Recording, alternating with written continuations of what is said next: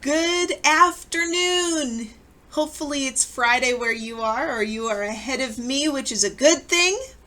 I figured this first week you may be going my pace before you start running ahead too far. That way I can actually have a chance to get ahead of you guys.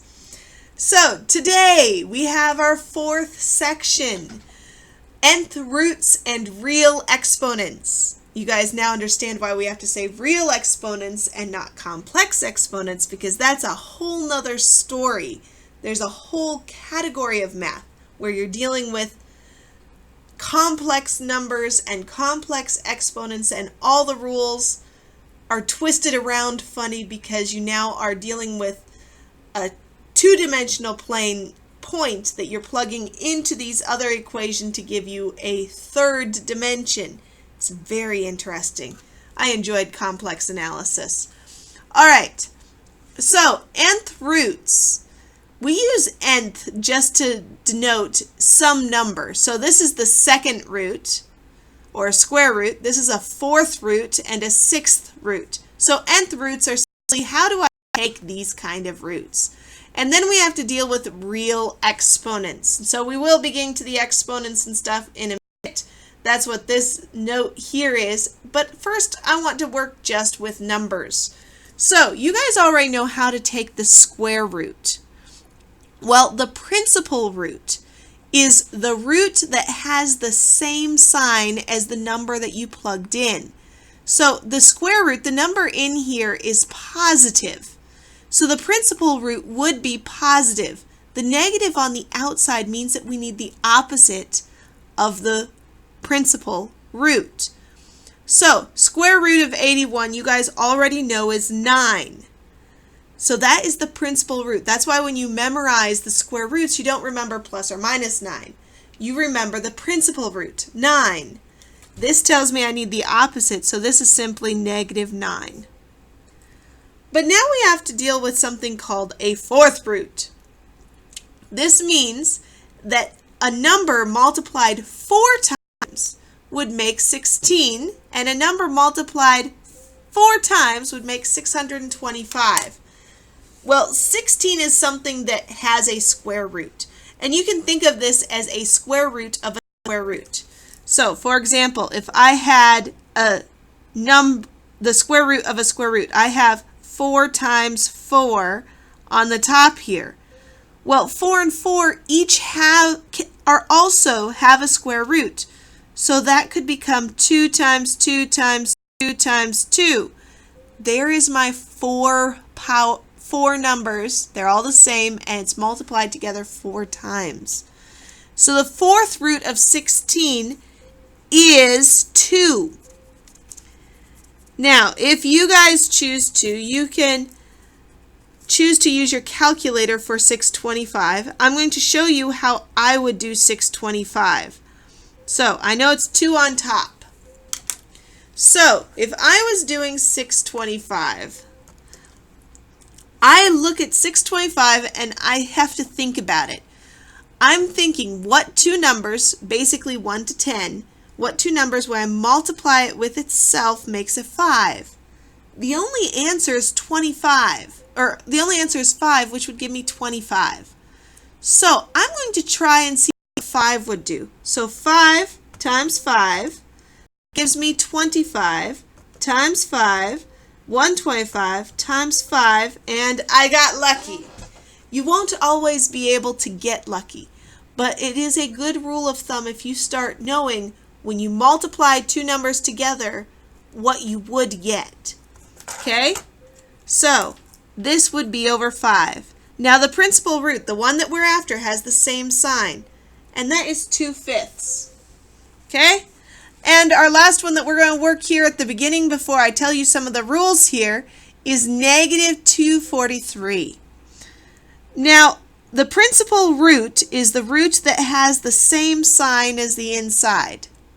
Now, we already know that we can do complex roots for this number and take out an I to the, or take out a negative 1, and then we need the 6th root. But the I only works with the square root, and it would give me a complex number. So for this one, there are no real roots. When we're dealing with nth powers, powers like this, then we can no longer do our real roots the same way that we expected. Now, there is a way that you could get the sixth root of -1, but it would be complicated. All right. So, some rules real quick. If I'm dealing with something in this form, n is a number, a is a number, okay? It's going to be the nth root of a. If a is positive, okay, so I'm dealing with positive numbers inside, and n is even, okay? N has to be even, 2, 4, 6, 8, that kind of thing. All right, we would always get two real roots, the positive and the negative. If n is odd, I can only have the positive real root. Think about the cube root. If I tried to do -3 cubed, that would give me -3 times -3 times -3, and that would give me -27. That will not be possible to get a positive value for that, because positive 3's would give me a positive 27. So when it comes to odd, and I should make these positive because I was dealing with a positive, I can't get a -27 from positive 3's. Because of this, I am always stuck with the sign when n is odd. So for a equals 0, so inside here is 0. It doesn't matter what n is anymore because there's always one real root. The nth root of 0 will always be 0. For negative numbers, if n is even, there are no real roots. We can't get real roots with a negative number. We'll end up with complex, weird kind of looking things, roots, and yes, you can have square root of I, which is really weird, but we'll have no real roots. Now, for n is odd, we'll only get one negative root for the same reason I explained up here. I can't have a positive 27 from -3's because the sign goes through the odd power. I only can get the same sign out. So if I have negative, I have to get negative. If I have positive, I have to get positive. And a couple more properties real quick. You have the product property. We talked about this a couple days ago. The product property is square root AB. You can separate the square root. We did this using square root of 12 2 days ago when we talked about complex numbers. For you, it was 2 days. For me, I'm still the same morning, still the same everything. I still have the piles of those papers in front of me that I made for you so that we can look at them on Tuesday if there's questions. If you found something wrong that I did wrong, I can correct the papers together. Yeah, I expect that you'll find errors, I'm sure. All right, so the quotient property. If I have two numbers that are being divided, I can separate the square root across the quotient. All right, so using these rules and using some of this information, we are going to start simplifying these. Now, I want to warn you, these odd and even powers, they're going to mess with us a little bit because an even number has to be A has to be positive to have roots when it's even. It can't be negative. And if n is odd, then I could have positive or negative numbers. So this is important to figure out because as I look at B, I'm going to have to change some of this. So if I take the 8th root of B, I can actually rewrite this as the 8th root of B8 times B8 times B8.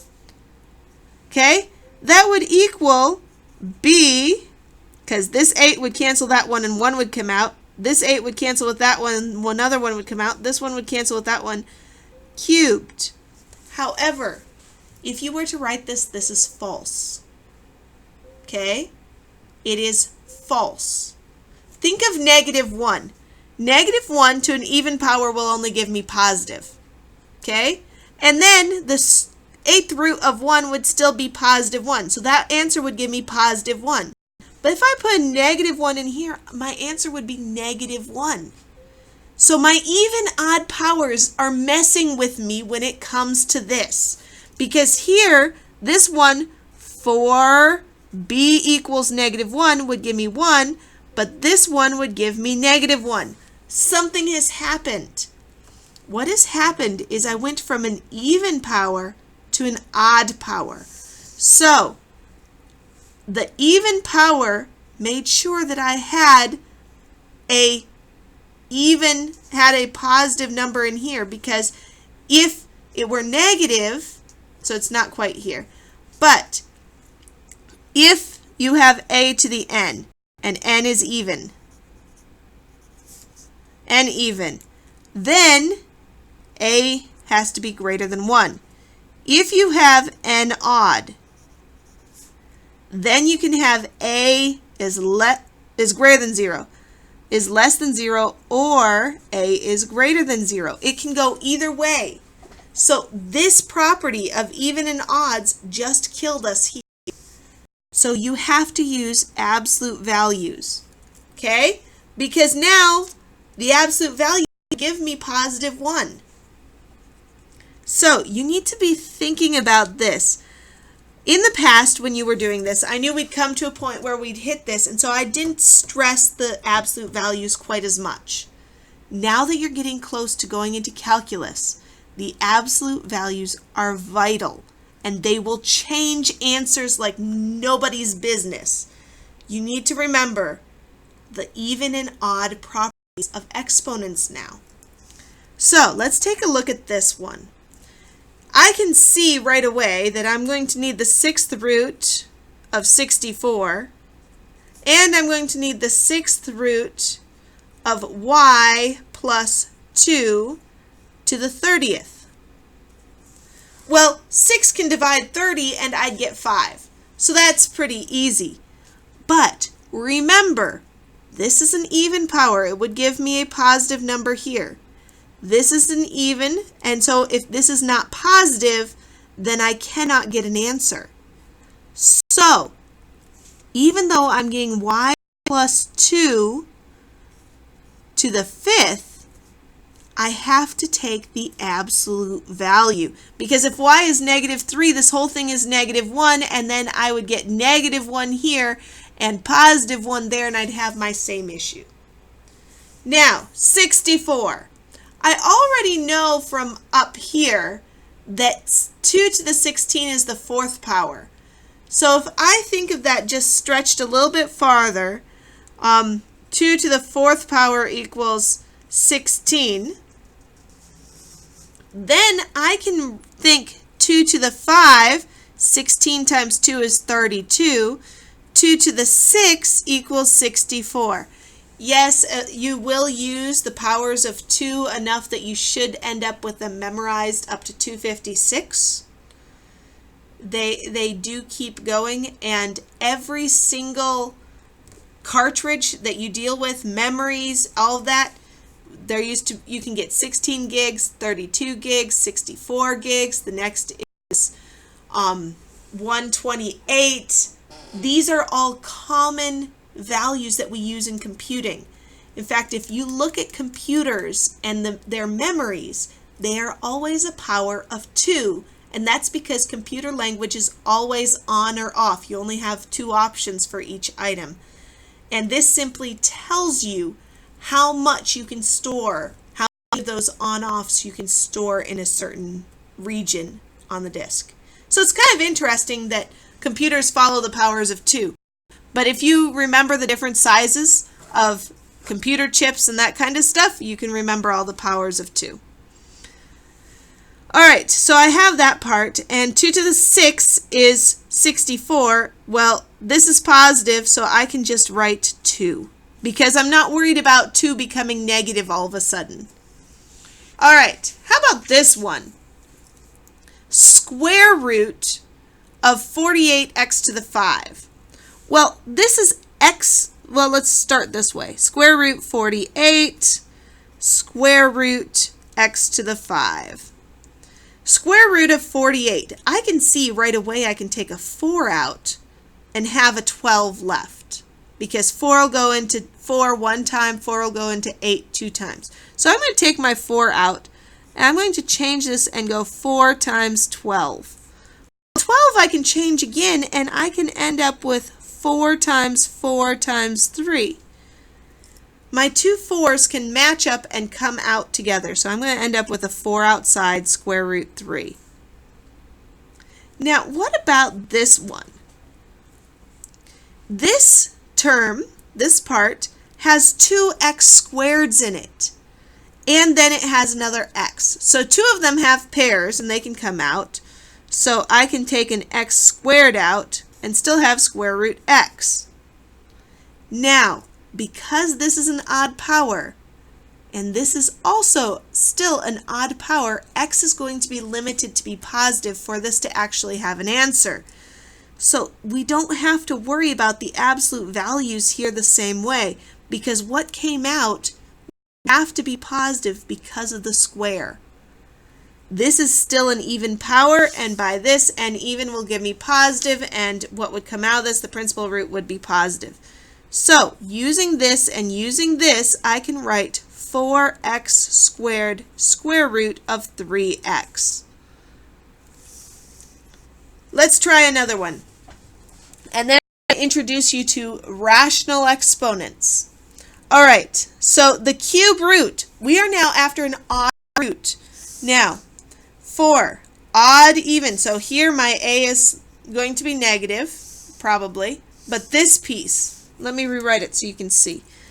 The cube root of negative 27, the cube root of a to the 6, the cube root of b3, and then the cube root of c5. Okay? This one I'm going to look at because it's numbers. All the rest can change depending on what a, b, and c are. But this one, it's negative. So using my rules up here, I can say for a negative, n is odd, I'm going to have one negative real root. And 3 times 3 is 9 times 3 is 27. So this is going to become negative 3. Now, 3 can divide 6 directly. And so this would give me a squared. Now, is it important if I have absolute values on this? Well, if a is negative, then this would keep the negative because it's an odd power. This is an even power, which means no matter what a is, whether positive or negative, it's going to become positive. And here, no matter what a is, it's going to become positive again. So, it doesn't matter here whether a is positive or negative because my squared is taking care of that issue for me.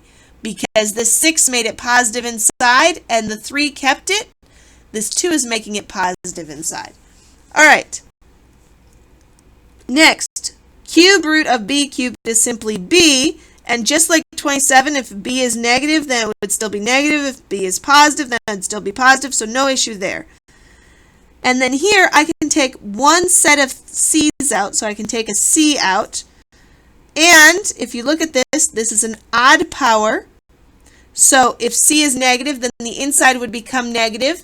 If c is negative, then this is where the negative would come out, and I'd still have the cube root of c squared. This may be positive, but a negative times a positive would give me negative, which would still be what that is.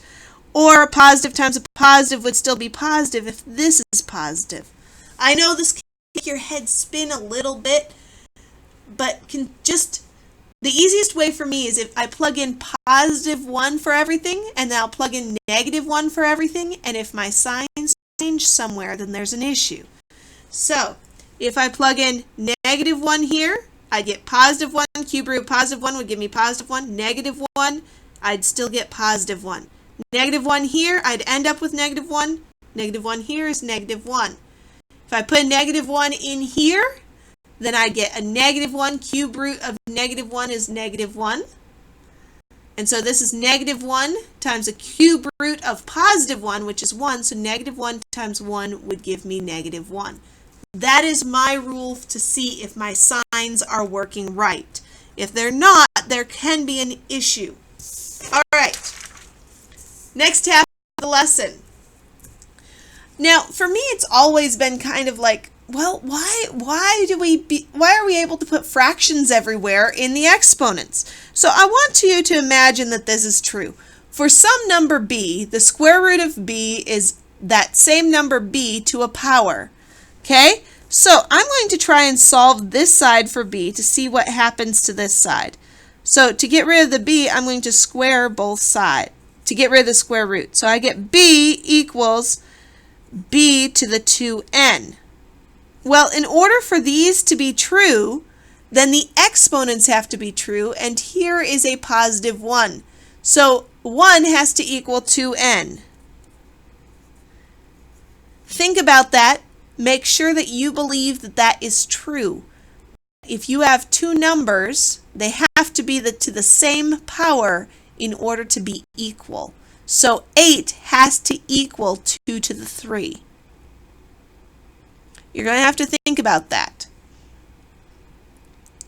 All right, so 1 equals this, then 1/2 equals n. This is true for the cube root, or for the square root. You can do this for cube root. You can put a number here. You can do all kinds of stuff, and you will see that this becomes true. So from this, we can get this rule. Right here, b to the 1/nth is the same as the nth root of b. b to the m over n equals the nth root of b to the m, or I can take it the other direction and say the mth power of the nth root of b. Yes, there's a lot of m's and n's in there, and they sound very similar. All right, so I've got a couple problems to simplify, and then you guys will be free to do the homework. So, this one.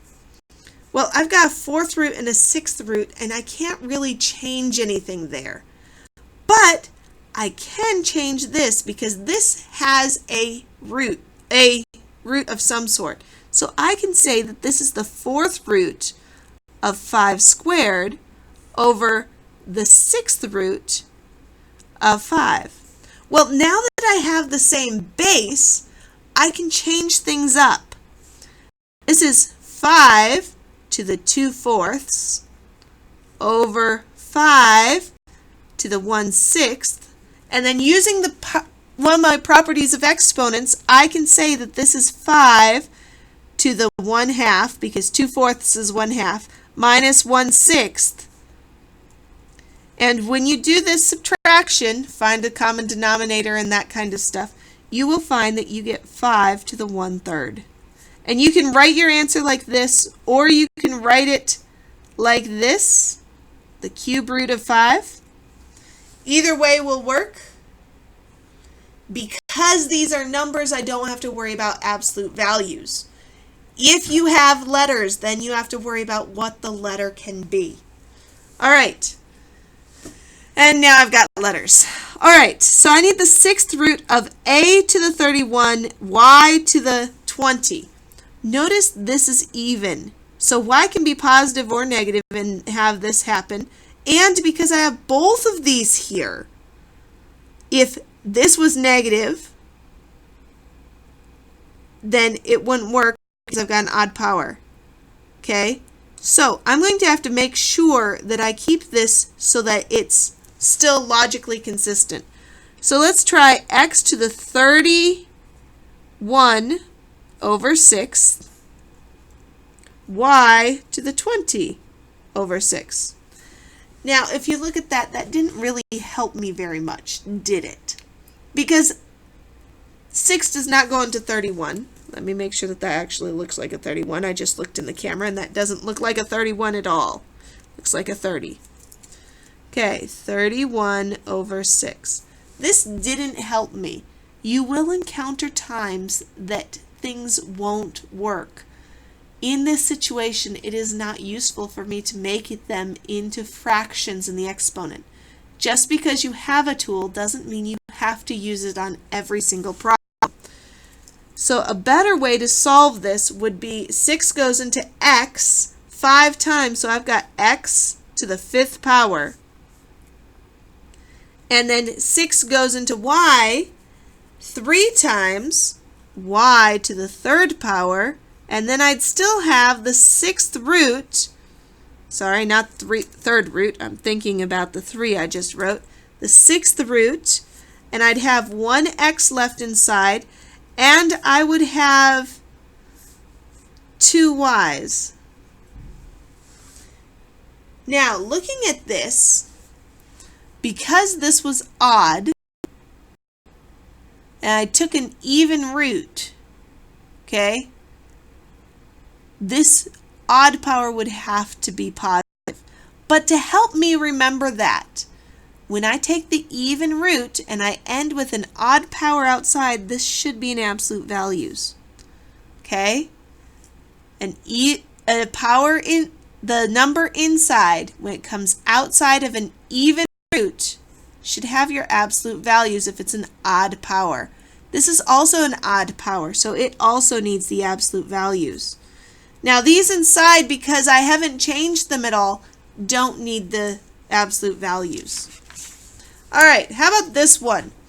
This is going way back to our rules. So there were 3 rules that you learned before. Let's see, I've got examples of those, but I want to do one because this one is different, and then we'll come back to those 3 down there. All right, so all of these have the same power, or have the same base. If they all have the same base, I can play with them. If you're multiplying like this, you have to add. So this is going to be 8 over 4b over 1 over 4b. Multiplying, you get to add exponents. Dividing, you subtract exponents. b 8 over 4 minus 1 over 4. So this would be b to the 7/4. And you can leave it like that because the problem gave it to me like that. Now, if you have exponents on the outside of a parenthesis, this is going to change things. Multiply in here, okay? So this will give you u to the negative 36. I'm multiplying. But we also talked about earlier this week what that negative power does to me. We did that also when we talked about complex numbers. And I believe that was Wednesday for you guys. So, because we talked about the negative exponents, your problem here actually asks you to only use positive exponents. So I need to change this to 1 over u to the 36. This one, all of these problems down here told me only positive exponents. So if I'm outside of a parenthesis and I have multiple items in the parentheses, it's going to distribute. So this will come here, this will come here, and this will come here. So I'm going to get 3 to the negative 3, x to the negative 9, y to the positive 15. Now, 3 to the 3 is 3, 9, 27. The negative is going to put it in the denominator, 27. And then x to the 9, well, it's a negative, so it is also in the denominator, x to the 9. This is positive, so it's in the numerator, y to the 15. And here's my answer. Last problem here, and then I will let you go to the homework. All right, when I'm multiplying, this is just multiplying just like what we did up here, but now I've got numbers and letters. So I'm going to multiply my numbers together, and I'm going to end up multiplying my letters together. So 4 times negative 5 is negative 20, and W, I've got 2 W's here and 3 W's here, so I'm going to add these, and I'm going to get W to the 5th. Now I want to warn you, some people get really slap happy with the negatives and they say, oh, this is W5 over 20. this is not an exponent. This negative simply means that the quantity is negative. It does not mean it belongs in the denominator. There's a difference between this kind of negative and this kind of negative. So be careful. Don't throw things in the denominator just because you know you can. It doesn't necessarily mean that it's right. All right, this is me signing off. I hope you enjoy your weekend. And from what I am reading in the emails, there's a program this weekend, and I look forward to watching the program and seeing what you guys are doing in choir and with bells. I will talk to you next week.